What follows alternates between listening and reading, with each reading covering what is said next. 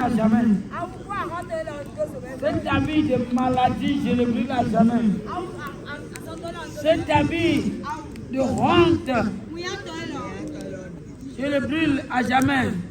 Cet habit de stérilité financière, stérilité, je le brûle à jamais. Dans le puissant nom de Jésus, vous serez en train de parler. Vous serez en train de parler. Vous serez en train de parler. Vous serez en train de parler avant de venir.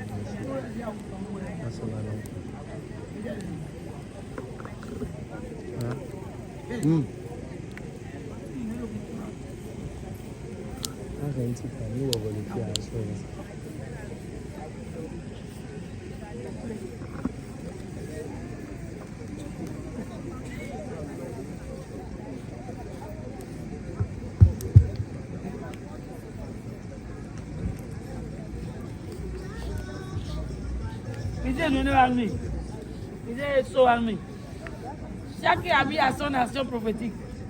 Mais c'est so army.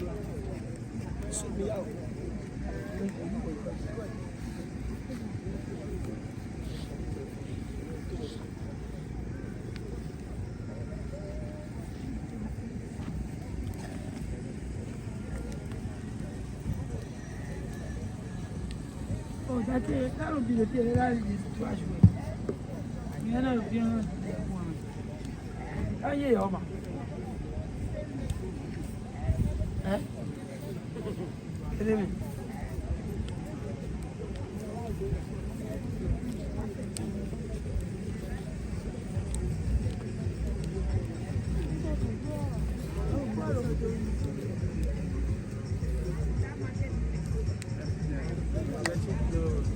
Comment dans le nom de Jésus, habit d'attaque est brûlé à ton cou, quand dans ton mariage.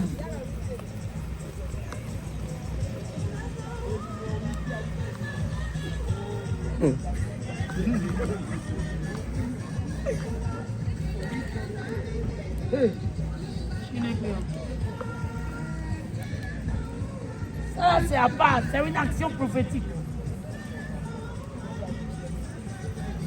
C'est quoi le nom là? Hein? Bravo!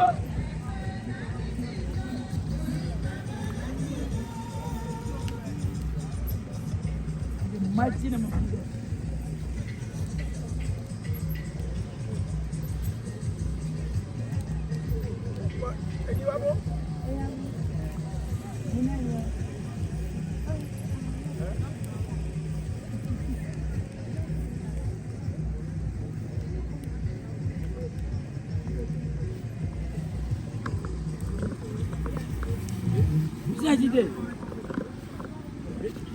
Bisa dit ma bien yancé. Basi kule.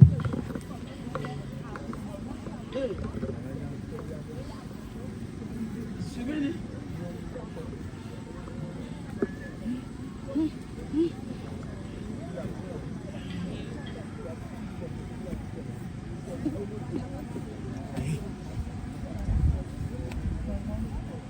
Mais en bien. Ne bon mi aji. Ne bon mi yo na kamera ne bon we. Ne bon le ku kambe mi. Ne bon mi aji. Eh? On te dit que na wene no ko ni aji. Écoutez. On te dit que na wene no ko ni aji.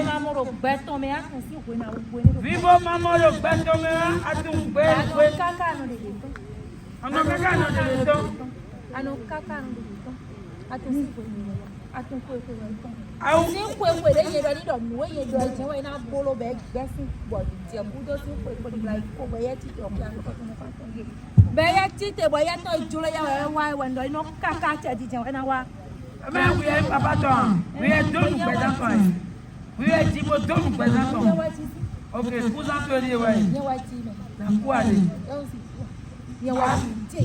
I want him to go to now run near that quick better when I tassu do by a ticket, but I mean, I don't you when I borrow. Which can God be this? Which can God be this? Take Kaka boy, Merel or Poro, take Carton here, boy, again, I want people, you're not dealing with me, but I don't know why you don't Tata. Maybe they will not take a problem. I will go and Yamago. Oui. Aba my sojo dey for them. Oh. What's going to do I do ya? Wọ́n ní ló bí ọmọ ní bá lọ máa ṣe tán. C'est ça ou rien? Papa qui l'a mis au monde. Après les ça. Et c'est le coup de bien suscité. Pour bénir sa vie, de la devient pour célébrer. Mais le père l'a mis au monde à bout de sa vie. Parce qu'il a donné un nom. Et elle a dit non. Elle a dit comment? Elle a laissé l'homme là, elle est partie pour un autre homme, l'homme est mort. Elle n'a pas que l'homme a donné, papa est venu dire lève-toi. Ce que j'ai dit, c'est ça que tu vas faire. Après, elle est venue maintenant, papa a envoyé comme ça, on a amené celui chez lui, il a enterré.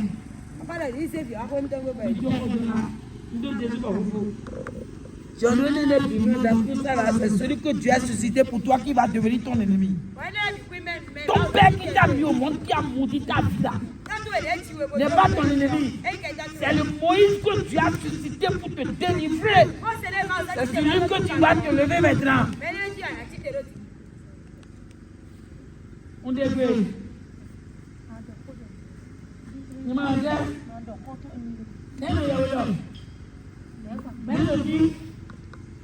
Kiki, voici. Poto elo ilewa. Olo mine. Poto elo. Eh Peter. Aya utobo tozo ai. Aya utobo tozo ai opine mi. Menoli. Ayi mo tozo ai. Poto elo asonje men. Mo mi jo ko mi don we. Aya utobo tozo. Sabe ti ko se mi ja kun ele bo ani. We da ugbo nela me ka do we. Se mi ja kun ele bo Africa bi. Adesi ko ni bo tozo ai. Ti agba ugo asi ti agba. Le ti pe o to pe be ti. We ko bla e bi e ko tun. Bi ano tun. Bi wi wa no tun. We ko bla le bi ano tun. Ou ce qui sont attachés, voilà, vous allez m'inviter dans le pays, on va encore le coup d'œil. Moi, c'est un autre point là, le coup d'œil. Oui, mais oui. Oui, il y a pas de coup d'œil.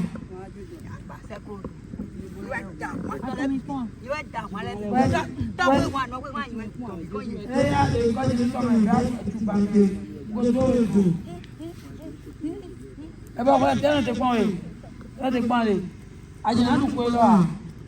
Décembre, on a quoi, c'est décembre là. Là, on est côté de la vie, on a un job qui me tombe. Donc, ah oui, attends, et tout ça, on va te dire le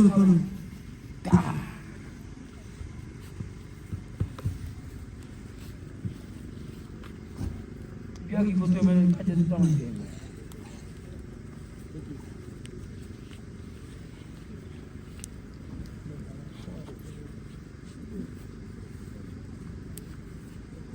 Mais les masses point de non, maman. Assitez-le. Très bien. Eh bien, c'est non, maman. Eh bien, donc, ah oui, là. Ah oui, le fil à bise, n'a bien.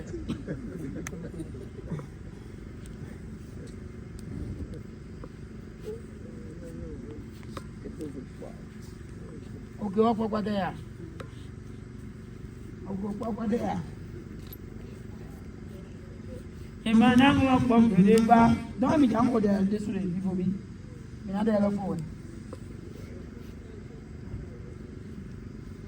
Sois en train de parler. Oh.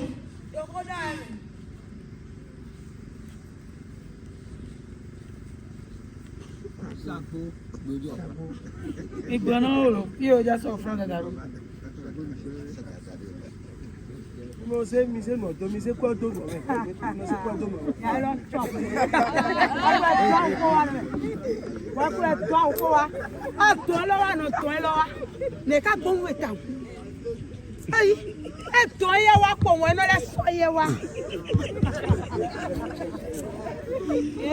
My God, you are wonderful. I know don't let that turn litty. Il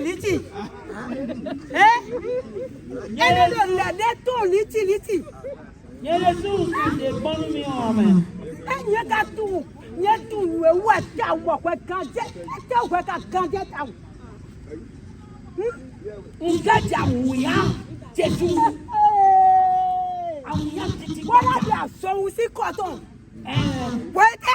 Oui.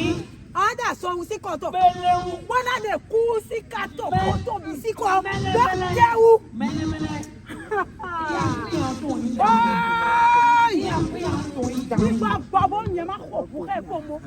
Moi des soucis et des calculs. Moi aussi. Manda o tom so well. Ma drum no se kwere so. Manda o tom so. Na bi so no meji.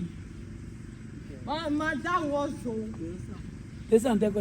Ready of ben no to manda o tom. Mi to so. Ai. Manda o so ni ke je. Wala to ready o. Ya lo so.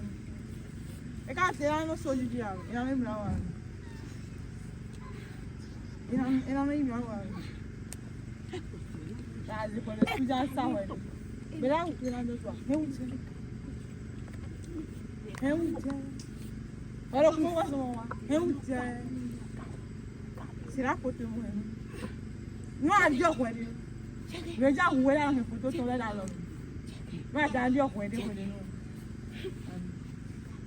Le ja où là une photo sur là. Et pour ça. Il a fait des boutons sur vie sur bon. Et pour ça. Et pour ça.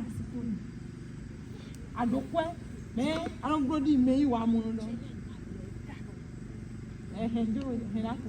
To de ya te de je ha sa me ni so ni. Hela ko. Asa alina. Mais les gens wele yo. Aya so photo tombe de relu we. Puis tu laisses photo venir. Puis tu y envie alors de venir. Mais t'es qui d'aller on dit dans nous là. Tu t'aimes. Donc, moi, je dois dire, et nous devons nous hôtel, avec pas à main, on va faire à Kaïbi. Les membres doivent dire que de tel dit parler. C'est comme ça que les choses se passent ici. C'est comme ça que les choses se passent. C'est comme ça que les choses se passent. Il y a les noms choponnés. Et celui qui est prêt pour sortir de son problème va s'en sortir. Avant mi mano bloc rebelle nous quoi. Mi non bio mi de me bono mi de quoi. Do mi da yo da le fia. C'est pitoyable. Vide derrière de finir.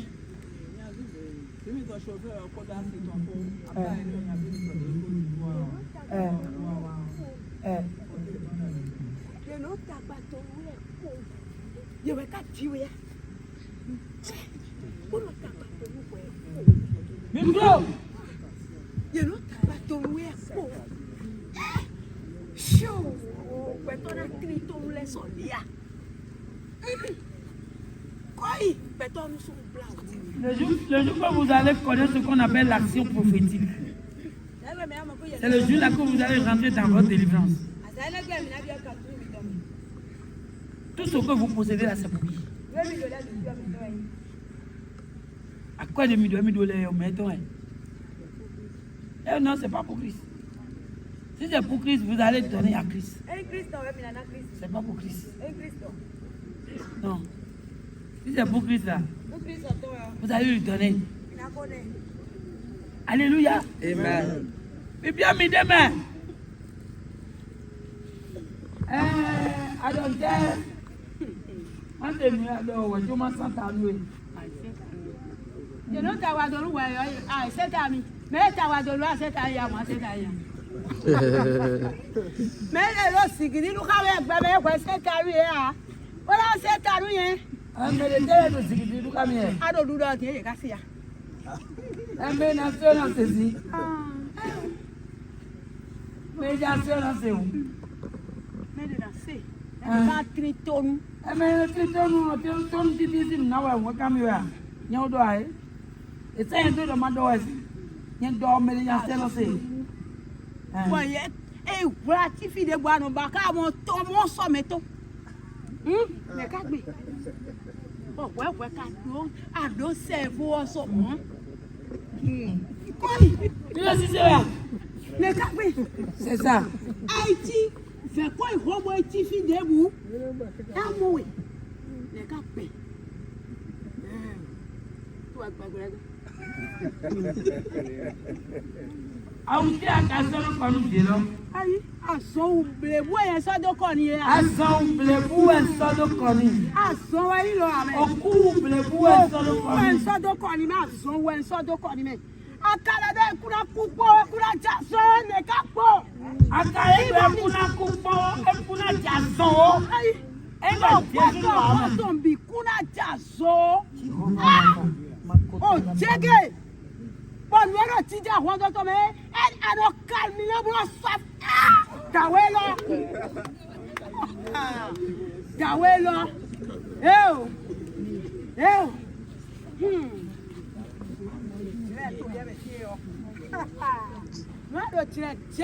Nuado tirẹ̀ jẹ́rẹ́ ló pọ̀ kó kọ́lá mi fi yọ.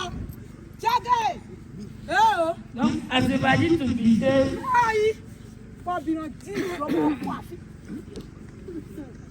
Àwọn ènìyàn tí ó fi ẹ̀sọ́ jẹ́gẹ̀.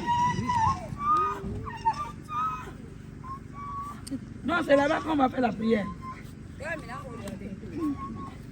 Tes enfants sont ici.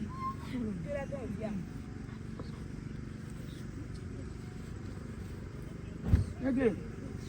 Àsọ̀wò ètò ẹ̀fọ́ kálẹ̀ kó mẹ́ sí ilé ẹ̀yìn tó so. Jẹ́gẹ̀.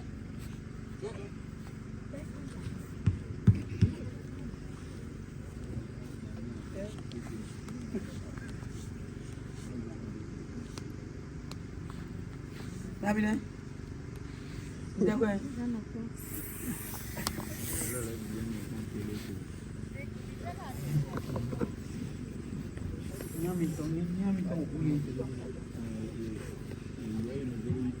Si, on va ton loup, les vidéos assez bon, pipi. On va sortir ton coup de chemin.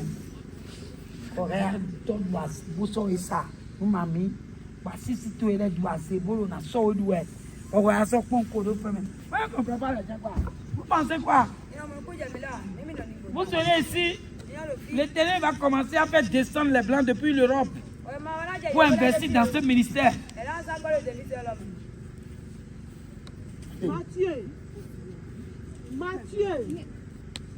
Mathieu. Kẹ̀tọ́ tó ìkànjú bó ṣe. Viens là, ntẹ́yìn inú ẹ̀ tàm. Ntẹ́yìn inú ẹ̀ tàm bọ̀ ẹ̀yà ntẹ́yìn inú ẹ̀ tàm. Ntẹ́yìn inú ẹ̀ dọ̀kọ́ ọmọ ṣe. Dọ̀kọ́ blébléblé já ṣe pépé wẹ̀.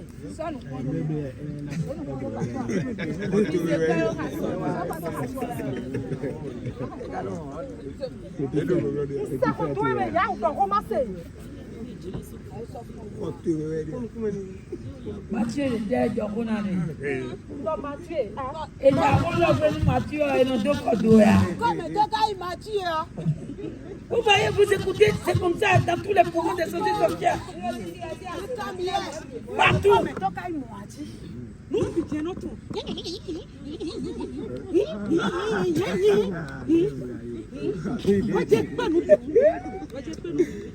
Et là dessus et nous t'a fait car si tu l'as endoré au mélodie comme que zo est conscient comme que zo est conscient ouais mais toi il est bon Allez bon ça bon Mathieu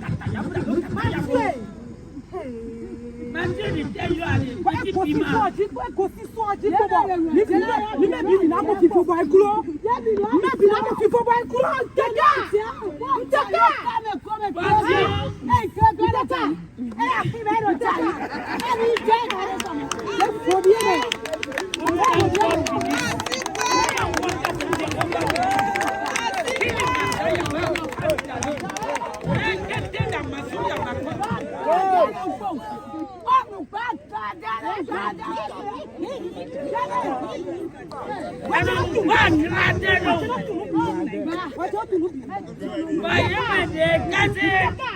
Oh, il était pour ça donc à ta domaine là.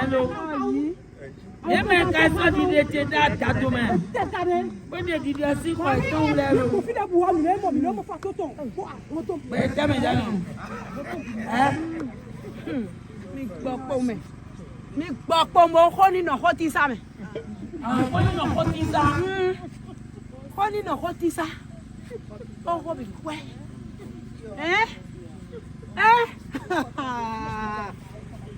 Nu enele ka na ta do me de. Azara bi di o. Ni agbo pe ka to ji o. E na mla ipo o. E o fufu ko. E o fufu si. Ni agbo pe ka ji o. Pla wa. Po jawe po bo. Me de le do e o me ye pe wa. Ye pe wa. Ba do yin na e je pe ka je do. Ma do ko o. Pa. Ai mo. Àwọn mi mo do fi de po. Le ko bo do po mu ene. Sakuwa nu je no wuli do. Po ku ta du nu ene. Nu je no wuli do. E do ta do sa me gbere a. Nte nu aka nebo wa ko e wa bo mi na mo fifo bo egro. Bi ka de na yibo. Ado adi ba yo. Nte ka nu o. Ha? Wa gbe me. Wa tawe. Ha? Atu mi. Aso no ko de bi o. Damasse. Levone. O ha ate de butite o. E wa ti o mi am furo ko ekuro. Ah! Nteka. Ye fifo. O bi lo na mo fifo.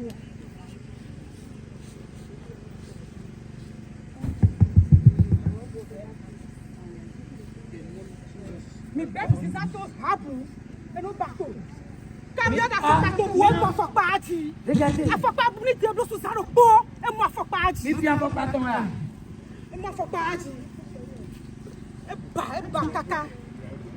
kàkà. Ha! Ẹ̀ nù fi àfọ̀ ẹ̀ mọ̀ àfọ̀ pọ̀. Mi tó fi ọjí bà fọ̀ wá tó sí. Il est déjà mis bon. Il est le canton, mais quantité. Non, mais il y a un peu de pierre. Il veut pierre, il fait la manger. Donc, nous pouvons gagner à tout point.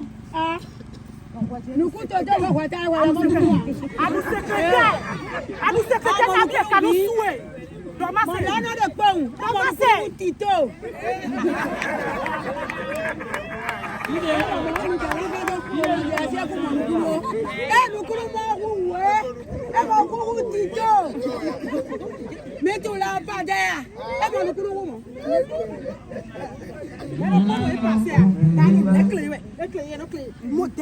Modèle à nos doigts. Tabi ku taya nya. Pardon modèle.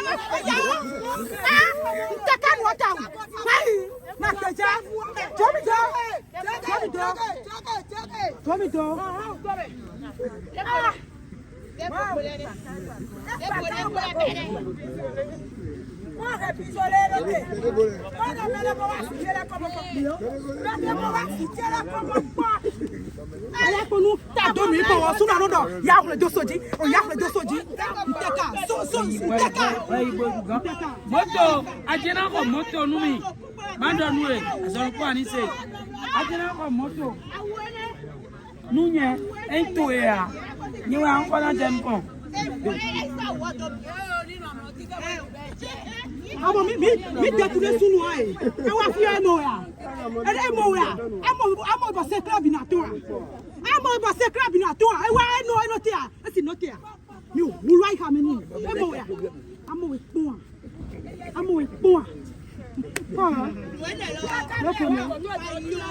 Le phone.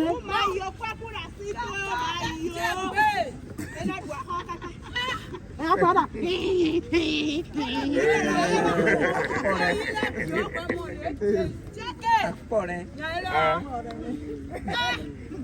Yo, Matias no do why. Mo do ho mo. Ye do polo ja ho do mo mo kanu mo. Kanu mo.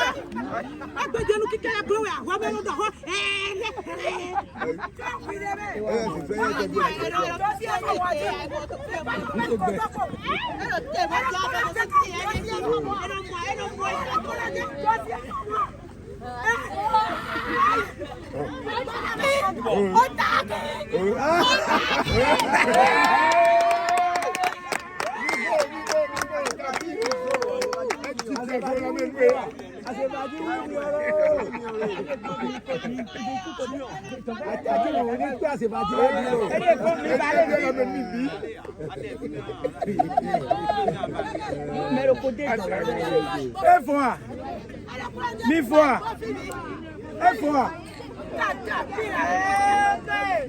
Mais ya wale ni wa. Ni ka ni de ni ma fi o me. Me ko la ni be si si bo so. Kame zo wo no wa me. Ni si bi la si bo be. Kame zo no wa me. Ramasser tout pour les enfants amener.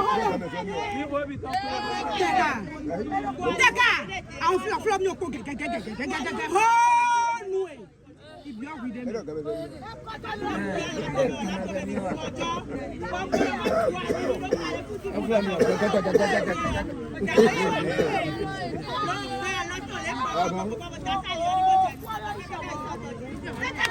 Mais ici.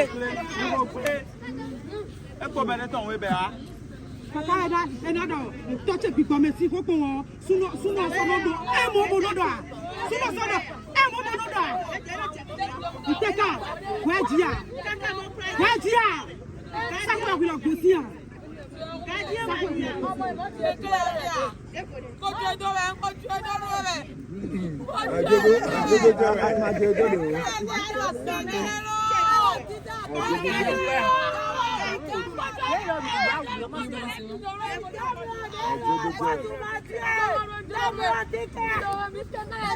Não vai assim, hein?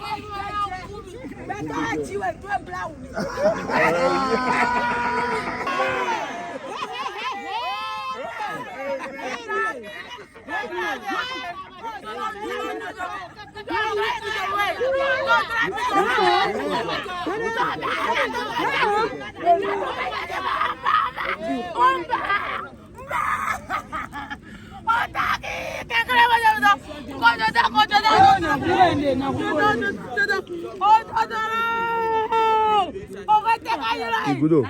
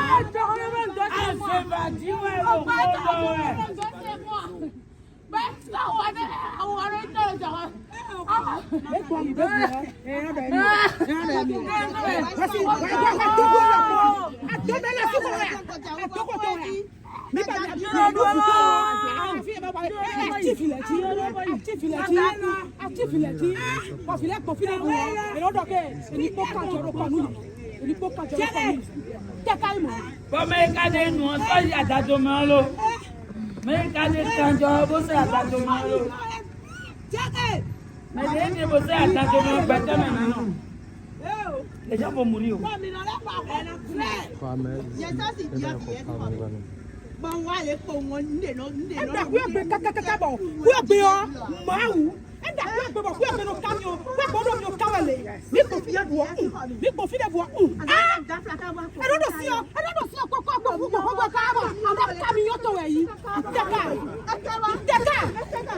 Les spectateurs dans le monde entier, vous qui nous suivez direct dans Main Droite TV, partout où vous êtes, tout est habit maléfique qui a beaucoup brûlé au nom de Jésus. Voici le feu et la vie est en train de brûler. Et les démons du monde entier se sont fâchés ici. Les démons sont fâchés. Les démons se sont fâchés dans le monde entier. Vous voyez, il y a des manifestations de toutes les diverses. Les fidèles maléfiques se sont écrits.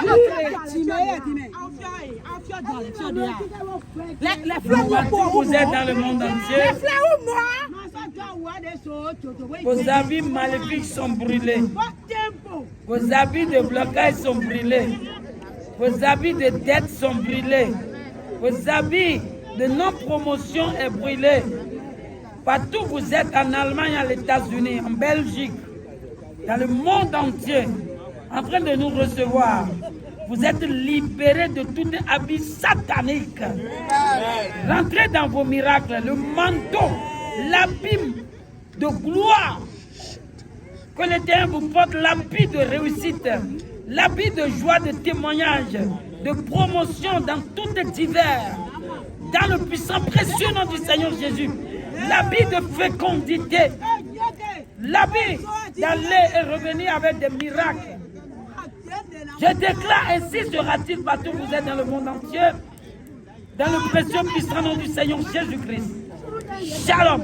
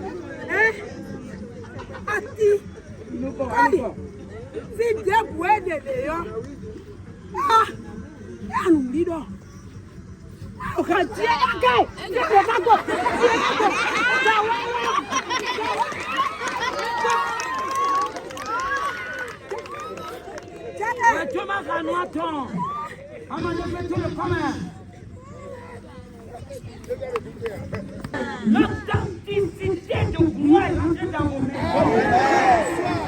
Dans le nom de Jésus. Mathieu Wati.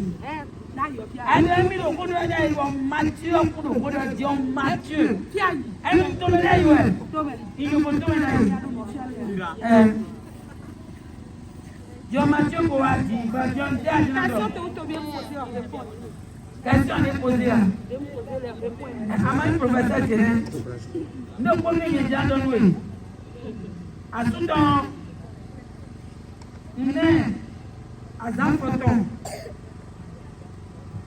Bah, il doit le faire. Et m'a dit bah, elle a mis bon yando. Donc, on a un peu s'affirmer un peu de pas. Bon, la mine ça, pour moi, mi tombe dans ce quoi. Bim là, nous voyons bim là, bim demi mon. Et donc pas de nan ça, pour moi, mon son quoi, il s'aime bien quoi pour.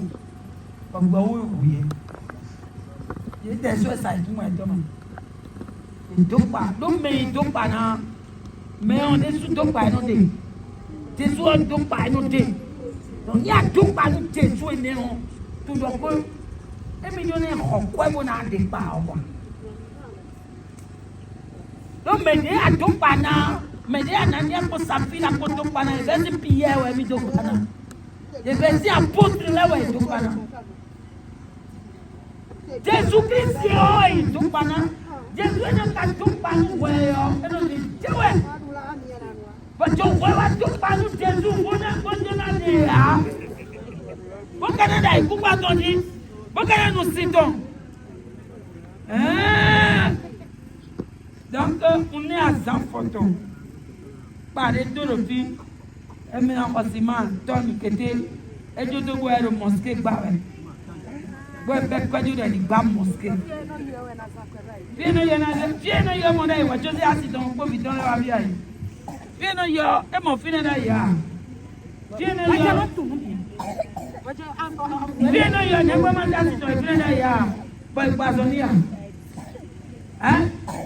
Viens, il a dit, il y a un camion dans le Mali, pour lui choper dans les sous de temps. Pourquoi elle m'a dit, pourquoi elle m'a dit, pourquoi elle m'a dit,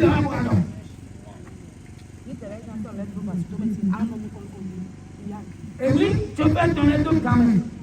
Donc, c'est un Mali. Pour lui, camion dans les pilotons.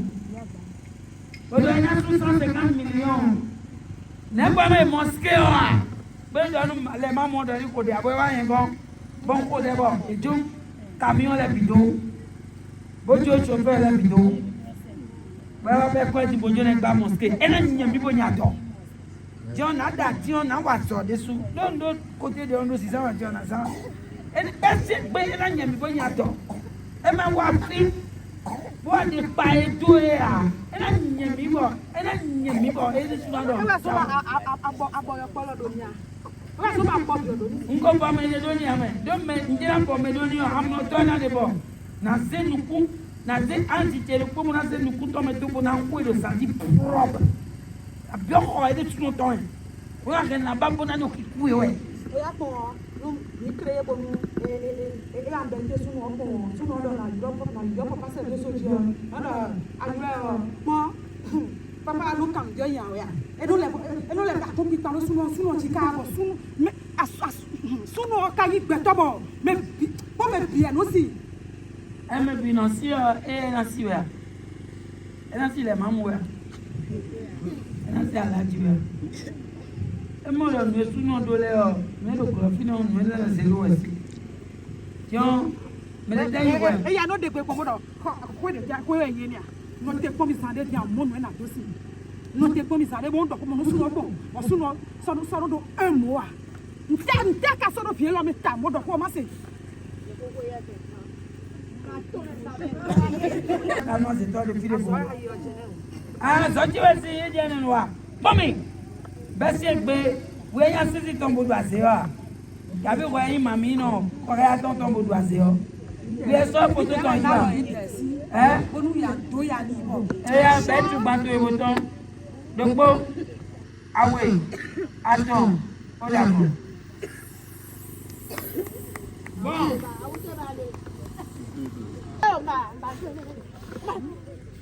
Vaya huevo.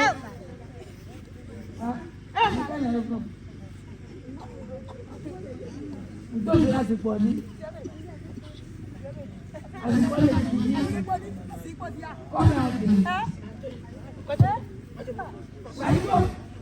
Papa mi jọ bìrì ṣe ẹni o.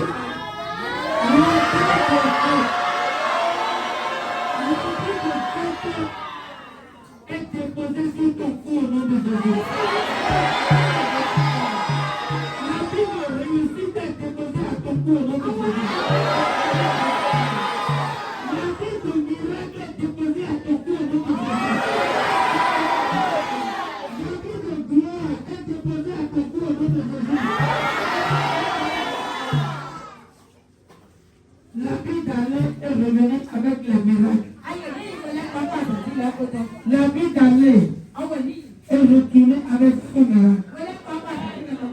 La vie de n'est jamais raté les miracles de chaque jour. Parce que la Bible dit que la liste sera bénie pour vous.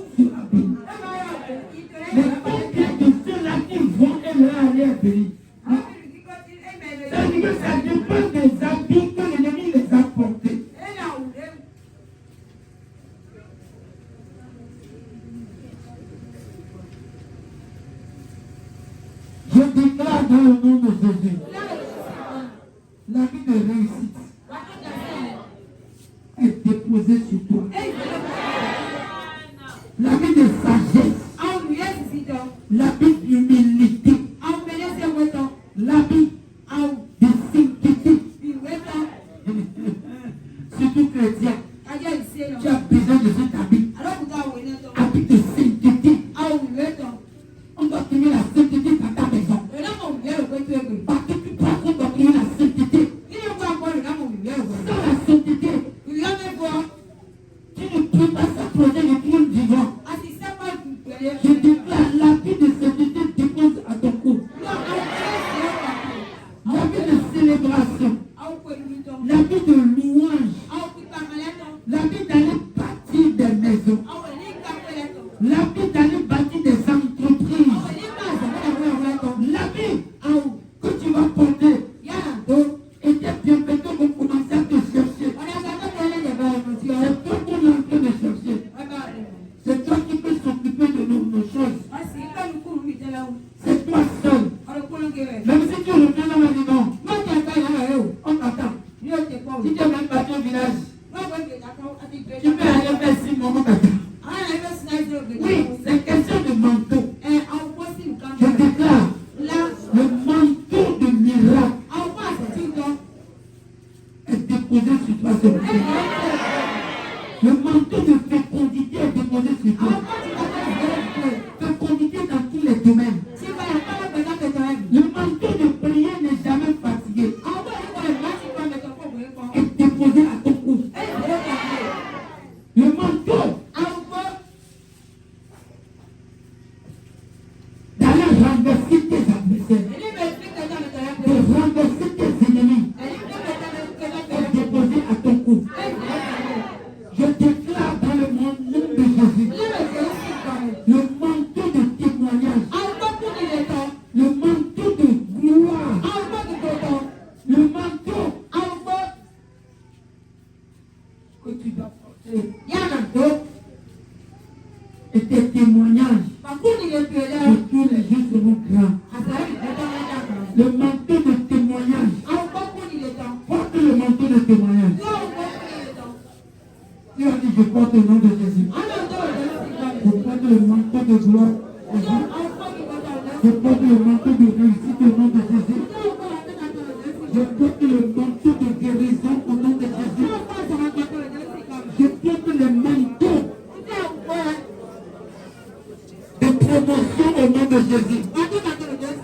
Manteau d'aller et réussir au nom de Jésus. Je porte le manteau de fécondité financière, fécondité dans les affaires, fécondité dans la promotion. Je prends ta vie au nom de Jésus. Je déclare dans le nom de Jésus. Aucun démon ne peut plus te voler cette vie. Aucune sorcière ne peut plus te voler cette vie. Aucune force de la maison ne peut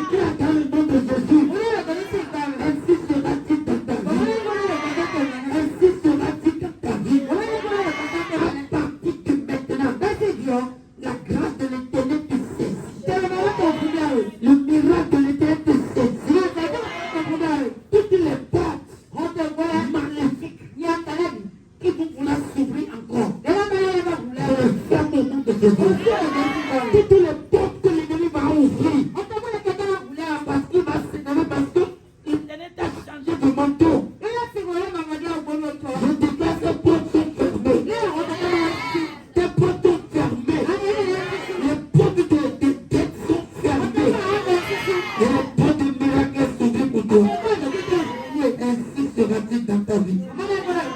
Je déclare, tu l'as reçu au nom de Jésus. Tu l'as reçu au nom de Jésus. Assoyez-vous dans le nom de Jésus. Nous sommes déjà arrivés à la mission de que tu viens de recevoir tout à l'heure. Mais les démons savent. Les sorciers savent. C'est ça qu'ils ont confessé tout à l'heure. Et tu vas croire que c'est comédie. Tu vas penser qu'ils sont en train de faire comédie. Le monde des démons en train de pleurer. Parce que l'habit maléfique que l'Éternel a enlevé à ton cou tout à l'heure. L'habit a existé dans ta famille avant ta naissance. Tu as écouté, ils ont dit. Pourquoi tu veux enlever cet habit à ton cou? C'est moi son papa qui a mis cet habit. C'est quel habit? Habit de malédiction. C'est moi qui l'a maudit. Pourquoi tu veux enlever? Pourquoi tu veux l'enlever? C'est moi qui a fait ça. Alléluia. Ton papa peut te maudire. Et ton Moïse va te délivrer. Ça veut dire que ton Moïse la dépasse ton père. Vous comprenez? Vous comprenez? Ça veut dire que ton père là, c'est celui qui t'a délivré. C'est pas celui qui t'a maudit. Mais quand même, c'est lui qui m'a dit au monde. Moi, les bois aussi portent des fruits. Les arbres aussi portent des fruits. Alléluia. Amen. Donc, comprenez quelque chose. Ce que l'Éternel vient de te faire, si tu ne fais pas attention, toi-même tu vas perdre ton ami. Parce qu'ils vont tout faire pour que tu perdes ça. Tu vas quitter si tu vas aller chez toi. Tu vas aller dans ton service. Ils vont t'énerver, fatiguer.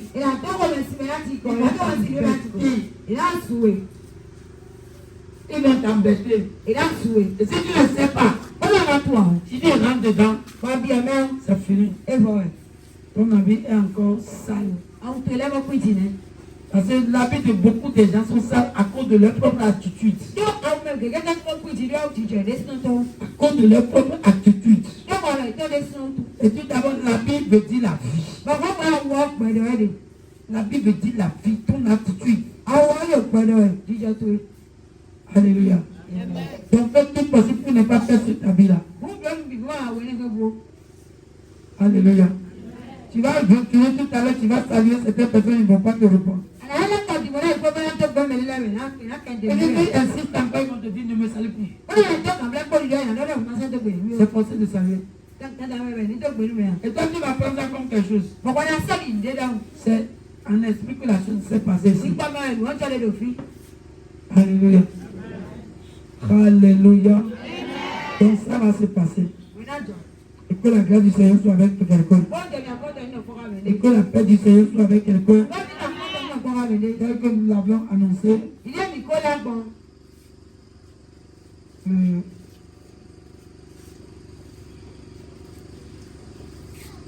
Notre prochaine retour sur la montagne de feu de délivrance,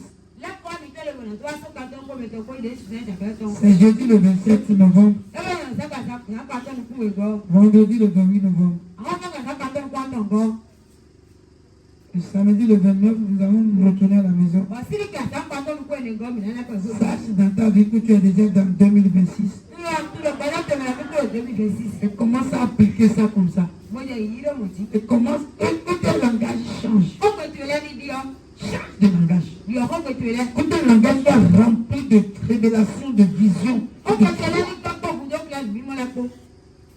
Alléluia. Dans le nom précieux de Jésus.